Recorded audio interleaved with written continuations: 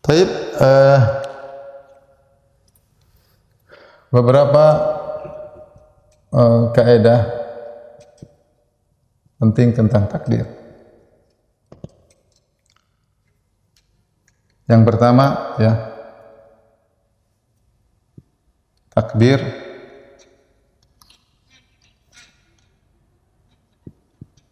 yang di Lauhil Mahfuz tidak akan berubah.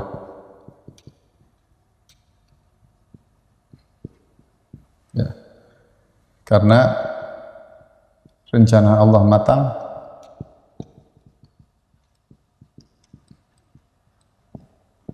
dan tidak ada eksekusi yang keluar dari perencanaan.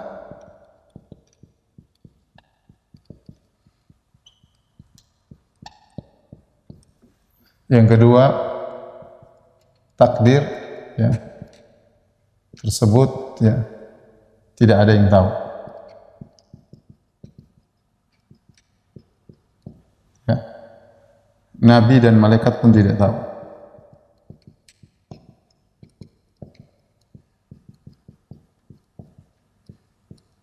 Ya. Malaikat pun tidak ada yang tahu. Karena takdir tidak ada yang tahu, ada hikmahnya. Apa hikmahnya? Hikmahnya, ya, pertama, jika, ya, seseorang mendapat kenikmatan, jangan sombong. Kenapa jangan sombong? Karena semua sudah ditakdirkan. Jika seorang dapat musibah, ya, maka jangan terlalu sedih. Kenapa? Semua sudah ditakdirkan. Kemudian yang berikutnya di antara hikmahnya, ya, jika beraktivitas maka tawakal. Karena yakin semua sudah ditakdirkan.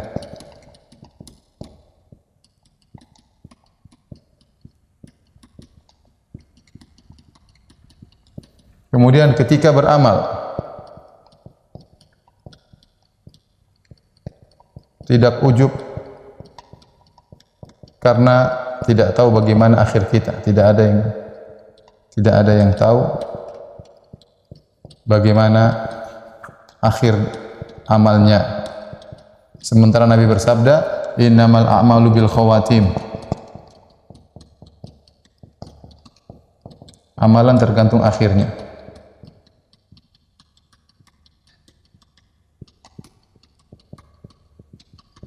Ya. Kemudian perlu kita perhatikan, ya, semua sudah ditakdirkan.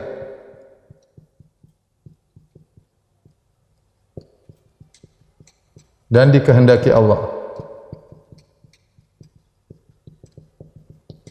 Ya, termasuk penghuni surga dan penghuni neraka. Nah, semua sudah ditakdirkan, penghuni surga maupun penghuni neraka, ya. Ya. Namun perhatikan, ya. Namun, ya, tidak ada yang tahu akan hal itu. Tidak ada yang tahu dia di surga atau di neraka. Tidak ada yang tahu, ya. Tetapi Allah punya sunnatullah, aturan.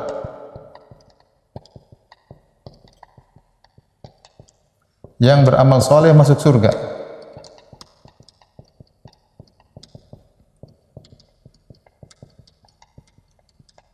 Yang bermaksiat masuk neraka.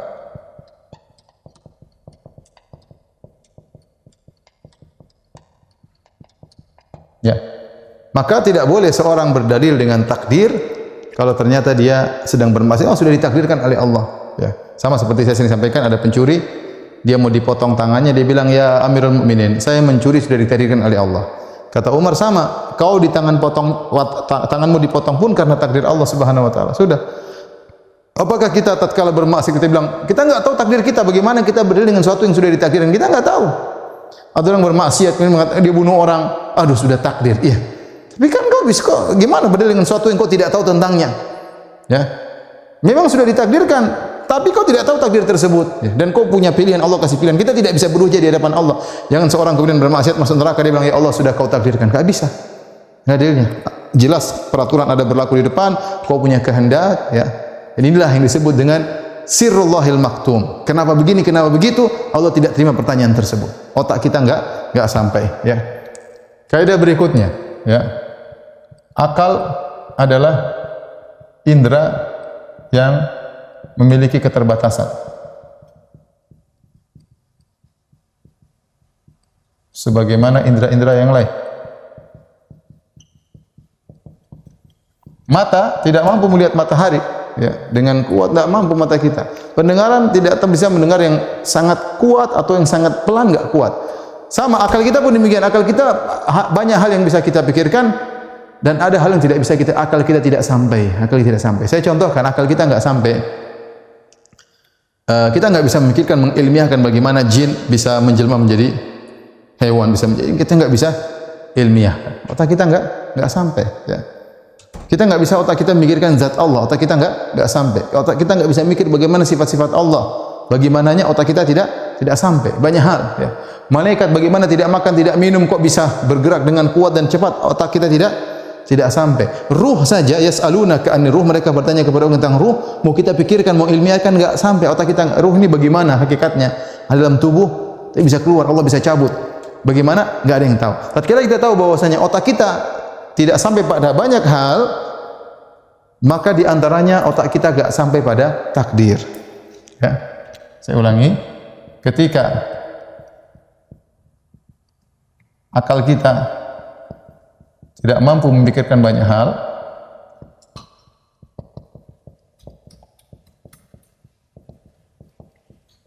maka demikian juga dengan takdir. Maka disinilah kenapa ada kita dipaksa untuk percaya, makanya disebut dengan al-iman bil qadar, beriman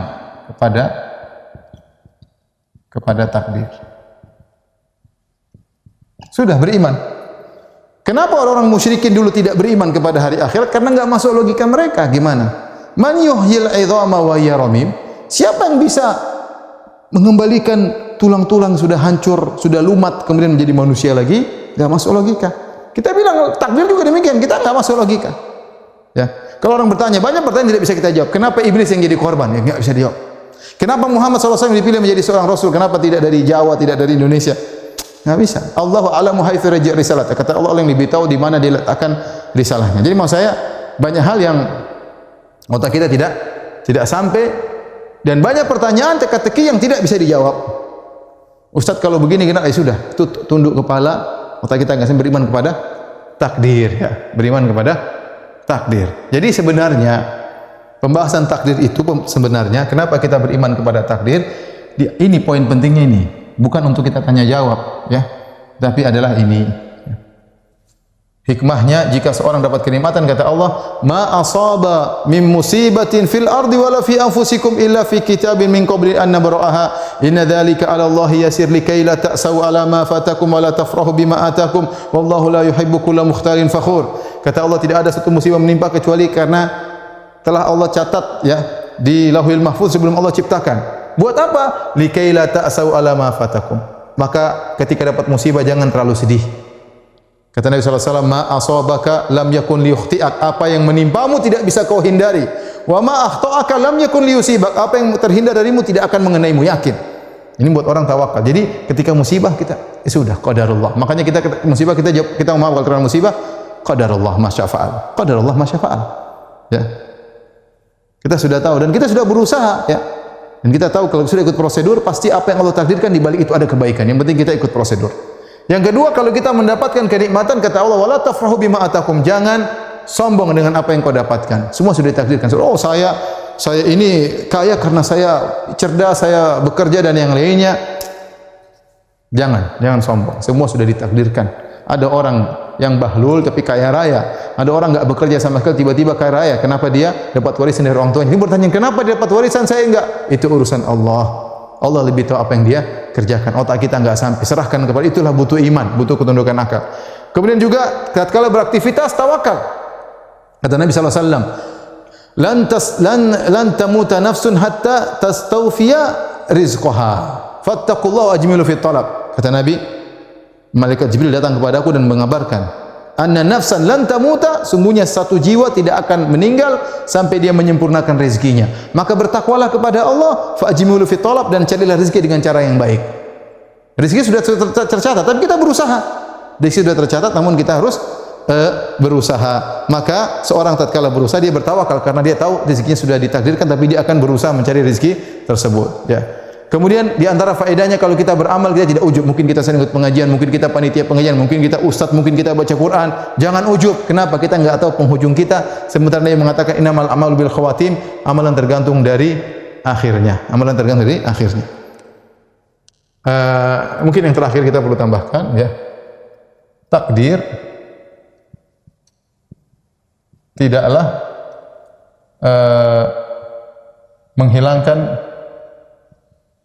menghilangkan hukum sebab akibat.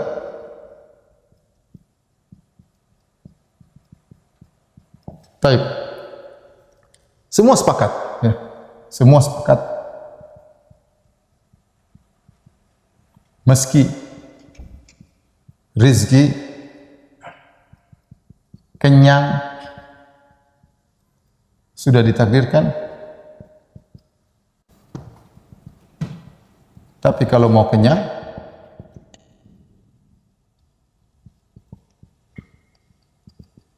harus melakukan sebab makan, harus menempuh sebab makan. Sama, semua sudah ditakdirkan. Anak, keturunan sudah takdir. Tapi kalau mau punya anak, ya kawin, menempuh sebab. Itu pun belum tentu berhasil punya anak, maka nikah. Semua orang tahu, ajal juga sudah ditentukan. Tapi kalau sakit, ingin sembuh, meskipun sudah ajal sudah ditentukan, ingin sembuh, maka berobat.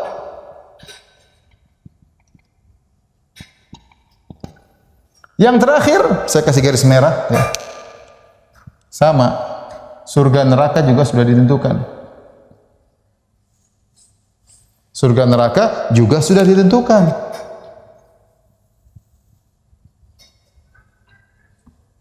Tapi kalau masuk surga, mau masuk surga, harus beramal soleh. Itu sebabnya beramal soleh. Ya, ini di antara yang perlu kita perhatikan ya. Kemudian mungkin kita bisa tambahkan juga di sini ya. Tidak boleh berdalil dengan takdir untuk melegalkan kesalahan.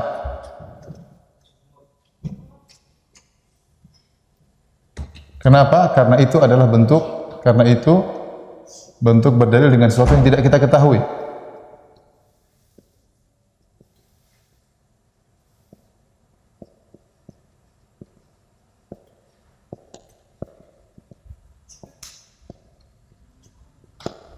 Baik, inilah mungkin poin-poin yang ingin saya sampaikan pada kesempatan kali ini. Demikian saja, kurang lebihnya saya mohon maaf apa yang bisa saya sampaikan. Wabillahi taufiq wal hidayah. Assalamualaikum warahmatullahi wabarakatuh.